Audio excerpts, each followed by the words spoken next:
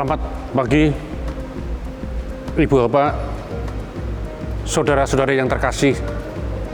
Ketemu di Lentera Pagi, Gereja Kristen Jawa Mergangsan. Kami mendasari dengan firman Tuhan yang terdapat dalam Injil Matius 26. Injil Matius 26 ayat yang ke-41. Ayat yang ke-41. Berjaga-jagalah dan berdoalah. Berjaga-jagalah dan berdoalah. Kita mengetahui bersama pandemi COVID-19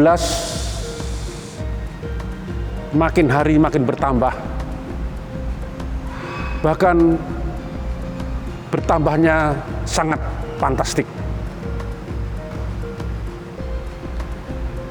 Lalu pandemi COVID-19 tidak hanya masalah kesehatan, tapi juga masalah ekonomi. Masalah ekonomi merambat ke permasalahan keluarga. Banyak yang kena putus hubungan kerja, dampaknya ekonomi. Angka perceraian makin tinggi. Tapi justru pada saat ini kita melihat dari firman Tuhan dari Injil Matius 26 ayat 41a, berjaga-jagalah dan berdoalah. Berjaga-jaga artinya apa? Pandemi di depan kita, pandemi di kiri kanan kita, pandemi di belakang kita. Kita terkepung dengan pandemi. Tetapi firman Tuhan pada saat ini mengatakan berjaga-jagalah. Berjaga-jaga artinya apa? Ya, kita harus menggunakan protokol kesehatan yang benar. Kita harus menghindari kerumunan. Kalau tidak penting, kita tidak perlu keluar rumah. Mobilitas dikurangi.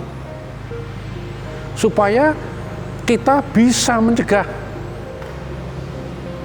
dampak pandemi COVID-19. Karena saya melihat banyak orang-orang yang belum sadar menggunakan masker. Di jalan-jalan masih banyak orang tidak menggunakan masker. Di jalan-jalan masih banyak kerumunan. Nah, berarti kita tidak berjaga-jaga. Berjaga-jaga pun belum cukup. Berdoalah. Kita berjaga-jaga menggunakan protokol kesehatan, tetapi kita juga harus berdoa agar masyarakat kita disadarkan dengan protokol kesehatan supaya pandemi makin tidak merajalela, tetapi juga kita harus berdoa agar pandemi segera berlalu. Kita berdoa bagi mereka yang terkapar supaya cepat sembuh. Kita berdoa bagi mereka yang isolasi mandiri supaya juga sembuh. Makanya pada situasi kondisi ini makin berkembangnya yang terkapar, hampir kekurangan tenaga medis. Rumah sakit sudah penuh. Mungkin sudah banyak yang tidak bisa menampung. Makanya kita sebagai murid-murid Kristus harus berjaga-jaga menggunakan protokol kesehatan yang benar. Tetapi kita dasari dengan berdoa. Maka kalau itu sudah ada, tentu janganlah takut. Nah, saya mengajak Bapak Ibu, saudara-saudari sekalian, mari kita berjaga-jaga. Tetapi yang penting didasari dengan doa. Malah kita berjaga-jaga dan berdoa. Tuhan beserta kita. Kita berdoa. Tuhan Allah Bapa kami di surga, kami telah mendapat firman dari Tuhan agar kami berjaga-jaga di tengah-tengah badai pandemi yang ada di sekitar kita, yang ada di depan kita, dan itu nyata. Banyak mereka yang terkapar, tidak sedikit mereka yang meninggal, tapi dampak dari pandemi juga seringkali merusak hubungan suami istri, merusak keharmonisan rumah tangga, merusak keharmonisan kita dengan tetangga. Kami boleh berdoa untuk negara dan bangsa kami, presiden kami, wakilnya, para menteri, khususnya Menteri Kesehatan. Kiranya Engkau berkati, sehingga vaksin yang telah diprogramkan oleh pemerintah kami boleh berjalan dengan baik, dan semua masyarakat mendapat vaksin untuk menanggulangi dampak COVID, juga dalam bentuk berjaga-jaga.